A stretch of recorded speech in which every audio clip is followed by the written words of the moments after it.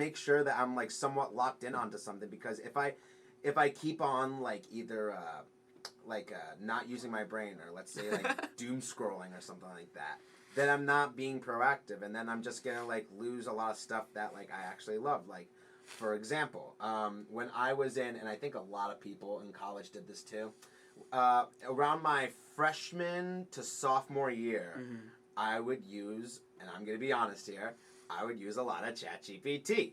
I'm just gonna be honest. In my freshman, I think everybody did. Everyone did. Yeah. Literally, me a person who doesn't. I literally did that my freshman sophomore year, and I was like, okay, I gotta stop. I gotta stop and let me try to use like my mind to actually write something down. Ideally, yeah. And it was even harder than before. Because, like, I was thinking to myself, I used to use ChatGPT so much to the point where I couldn't write as good as I did before. I see what you're saying. Like, it just basically, like, deteriorated my writing. And that's with some of my friends, too.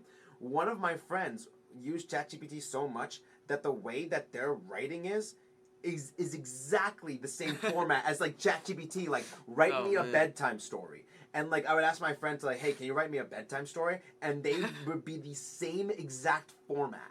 Same format. Yeah, it's scary. It's crazy. I know, right? I mean, it's probably going to take over our jobs sooner or later. But it's scary because, I mean, AI is supposed to be based off us. Yeah. Right? So the fact that we are imitating what was created based off us is, like, weirdly ironic. Yeah, and I see a lot of places use AI, which I get it. You're trying to use it to, like, promote your business and whatnot.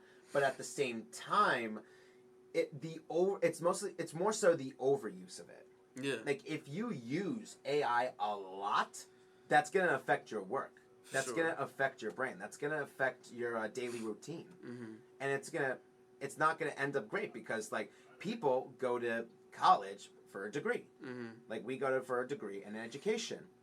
But since there's, like, a lot of, like, AI, and since there's a lot of, like, opportunities that, like, AI can propose, that kind of takes away, like, those aspects. Yeah. But personally, I view that more so, like, I'm very glad to hear that, like, you're all in it for the education. You're an educated young individual, and that's fantastic.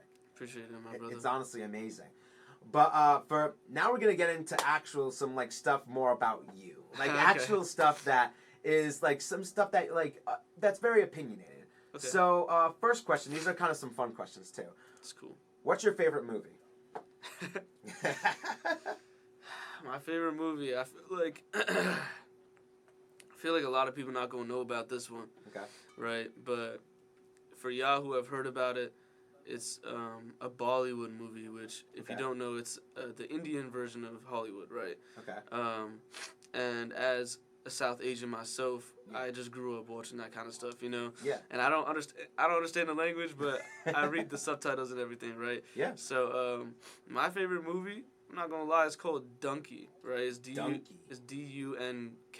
and basically, it was about Indians living in poverty, right? Yes. And then they, and it kind of showed the obstacles that, you know, colonialists and everything put on them to keep them from finding a better future and being able to immigrate out of their impoverished country, right? Yeah. And as a result of that, they had to, instead of going the conventional way that kept, failing them, like the educational system and everything. Yeah.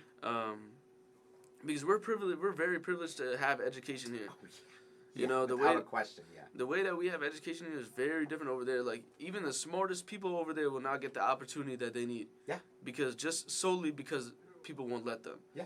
You know, so what in the movie basically it highlighted the journey that they had to take because they had to on foot travel from India all the way to Britain or England or whatever. That's where they were traveling to a part at the time. of the UK. Yeah. Okay. And so it showed like all the struggles they had to go through, people dying, everything like that, and it was a very, very emotional, very motivational type of movie. Yeah. And once they get there, there's like a twist, and I don't want to. It's a long movie. I don't know if anyone wants to watch it. Yeah, I just looked it up. I saw it. I was like, oh wow, that is like, it was like 2 hours and 40 minutes. Wow, that's almost like the same length as The Godfather. Yeah, like I don't usually get like very like emotional when I watch movies because I understand that it's just like cinema at the end of the day. Yes. But when I was watching that, especially because of how it reflected reality, and even at the end they had like photos of people going through that journey, like real life photos, like genuinely that brought me to tears. Like I was very emotional because of it. Yeah, and it's you know what, to the people that say like, hey, oh, you're crying to a movie, oh, that's silly. No, that's so true. Because I cried to Wicked, Part 1 and 2. I cried to both those things, man. Like I literally watched it, and like I thought like Wicked as like being, because I'll be honest, and this is just my opinion, I don't like The Wizard of Oz. Okay. I hate it. And then they were talking about like Wicked, and I've never heard about Wicked before. Mm-hmm. And then my girlfriend was like, "Oh, you should watch it." And I'm like, "Bro, isn't it just gonna be exactly like The Wizard of Oz? Like I already hate the movie Wizard of Oz. Like you want me to watch this? Like I'm telling you, it's different." I watched both parts. Wow, I was amazed. I was like, "There's so much like symbolism within it." Like, and I don't want to spoil it. I'm just gonna say one thing. There was a scene where they had the animals used for like hard work labor instead of the actual humans. Oh, I see. Like and like the animals used to be treated like humans until like the higher ups made them into more so workers than actual like compatibles. So like lower, like unequal and everything. Yeah, they made them unequal. They made them like on basically the bottom of the pyramid. Mm-hmm. That's what they did. And I feel like every movie always has a form of symbolism. Oh yeah, for sure. Always. Even if it's like the most comedic things you could possibly think of, like frickin' Fall Guy with Ryan Reynolds or whatever. Yeah. That has like some form of symbolism where like even though like a lot of things could be like portrayed as a video game, there's a lot of good things that can be also portrayed in real life. Mm-hmm. Yeah, for sure. Yeah, and it's great. But another question for you: what's your favorite TV show? I've never been really one to watch TV, to be honest. Okay. But I mean, mainly because I didn't grow up with TV. Okay. But when I got older, I did watch my fair share of SpongeBob. I did watch a lot of SpongeBob, and my cat's name is actually named after Wumbo. I don't know. Some of y'all won't get that, but for the ones who do, I get it. Is Wumbo an instrument? Yeah, Wumbo wing. yeah. No, you got it. No, that's so cool. Because like I used to watch SpongeBob all the time too. What's your if you can remember, who was your favorite character from it? Actually, Mr. Krabs. Mr. Krabs, dude. Yeah. You know, it's so funny. My dad is like one of the biggest cheapskates on it. I always go up to him and I'd be like, I always go up and I put up the claws and stuff. Yeah. And he would like die. And he'd go do the same thing.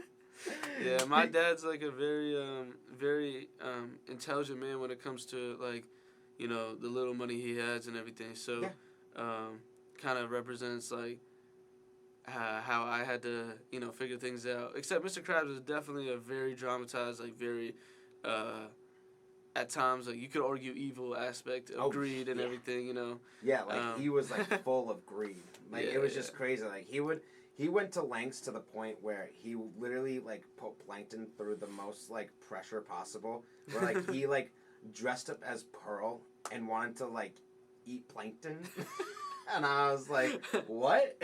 I was like, what is this? And then I just would be like, oh, yo, this guy's actually not doing some nice stuff right now. But it's interesting though, because when he fell in love with Mrs. Puff, he was spending all that money. Yeah, you know that was the first time I actually saw him love somebody. Yeah, and in my opinion, that's what we should be doing for these women. You know what I'm saying, like we should be spending and showing them, you know, like obviously not only through money, right? But you know, we should be going out of our way to sacrifice parts of ourselves to take care of the woman in our lives and everything. Because like I'll tell you this, and like the people who have watched my shows already know this, but I'll tell this to you.